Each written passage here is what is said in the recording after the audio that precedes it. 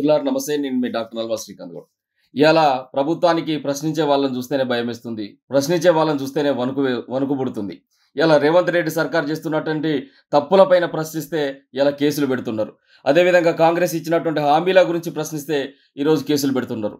మా గురుకులాల్లో చదువుతున్నటువంటి పేద మధ్యతరగతి కుటుంబాలు, బడుగు బలైన వర్గాలు, దళిత వర్గాలు, మైనార్టీ వర్గాలకు సంబంధించినటువంటి పిల్లలకు విషతుల్యమైనటువంటి ఆహారం ఎందుకు అందిస్తున్నావు రేవంత్ రెడ్డి అని చెప్పేసి గురుకుల బాట పట్టి ఆ విషతుల్యమైనటువంటి ఆహారానికి బలైనటువంటి పిల్లలను పరామర్శించి వాళ్ళ సమస్యలు తెలుసుకోవడానికి పోతున్నటువంటి బీఆర్ఎస్ నాయకులపైన ఈరోజు కేసుల పరంపర అనేటువంటిది కొనసాగుతూనే ఉన్నది. ఇవాళ ప్రభుత్వం పేదల దగ్గర నుంచి అదేవిధంగా రైతుల దగ్గర నుంచి అక్రమ మార్గంలో వాళ్ళను భయపెట్టి వాళ్ళ భయభ్రాంతులకు గురి చేసి భూములను లాక్కుంటూ ఉంటే ఇదేంటి అని చెప్పేసి ప్రశ్నించేటువంటి బీఆర్ఎస్ నాయకులపైన, జాగృత నాయకులపైన ఈరోజు కేసుల పరంపర అనేటువంటి నడుస్తుంది. ఇలా ఇండ్లు కూల్చివేతను అడ్డుకుంటే కేసులు, ఇలా మూసీ సుందరీకరణ పైన పేద సంబంధించినటువంటి స్లమ్లో నివసిస్తున్నటువంటి ఆ యొక్క కుటుంబాల యొక్క ఇళ్లను కొడుతుంటే అడ్డుకుంటే వాటిపైన ఇవాళ కేసులు.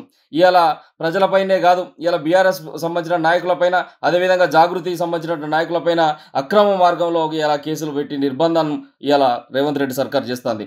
ఒకటే అడుగుతున్నా, ఫోన్ ట్యాపింగ్ అని చెప్పేసి ఇన్ని రోజుల నుంచి మొత్తుకుంటున్నారు కదా, ఇదే ఫోన్ ట్యాపింగ్ జరుగుతుంది నా యొక్క ఫోన్ అని చెప్పేసి పాడి కౌశిక్ రెడ్డి గారు హుజురాబాద్ సంబంధించినటువంటి శాసనసభ్యులు వచ్చి కంప్లైంట్ చేయడానికి పోతే ఉల్టా తనపైన కేసులు పెట్టేటువంటి ప్రజాస్వామ్యంలో, ప్రజాపాలనలో ఇలా ఇట్లాంటి ప్రజాపాలనలో మనం ఉన్నామని చెప్పేసి ఈ సందర్భంగా నేను తెలియస్తాను. ఇలా మాతా శిశు సంబంధించినటువంటి మరణాలపైన, మాతా శిశు సంక్షేమం సంబంధించినటువంటి ఏదైతే ఉందో ఆ సంక్షేమ శాఖ ఇంటెన్సివ్ కేర్ యూనిట్లను అనేటువంటి ఏర్పాటు చేయకపోవడంతోనే సుమారు 38 మంది మాతా శిశువులు, నవజాత శిశువులు చనిపోవడం జరిగింది. ఇలా ఈ చావులకు కారణం మీరే, ఈ ప్రభుత్వం చేసినటువంటి హత్యలు అని చెప్పేసి ప్రశ్నించినటువంటి బీఆర్ఎస్ నాయకులపైన ఇలా కేసుల పరంపర అనేటువంటి నడుస్తుంది.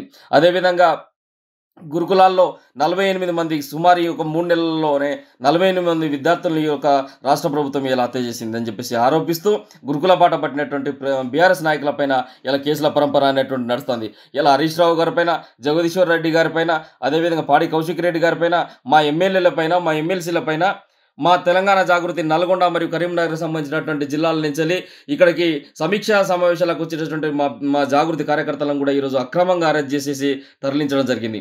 ఇది ప్రజాస్వామ్యమా? ఇది ప్రజల సంబంధించినటువంటి పాలన? లేకపోతే ఇది మీరు భయపడుతూ, మీరు అభద్రతలకు లోనవుతూ ఈ యొక్క ప్రశ్నించేటువంటి గొంతు నొక్కితే మేము ఈరోజు పరిపాలన సుభిక్షంగా చేయగలుగుతామని చెప్పేసి అనుకుంటున్నారా? ముమ్మాటికి ఇది ప్రశ్నించేటువంటి గొంతుకులను అణిచివేసేటువంటి కుట్ర ఈ ప్రభుత్వం చేస్తుంది. కాబట్టి ఇలా మీరు ప్రశ్నించే గొంతులను కనుక అడ్డుకుంటే మాత్రం భవిష్యత్తులో ఇట్లాంటి సైనికులు ఇంకా వేల కొద్ది, లక్షల కొద్ది పుడతారు గ్రామాన. వాళ్ళందరినీ కూడా ఎదుర్కోవడానికి సిద్ధంగా ఉండాలి. తక్షణమే అక్రమంగా పెట్టినటువంటి కేసులను ఎత్తివేయాలి.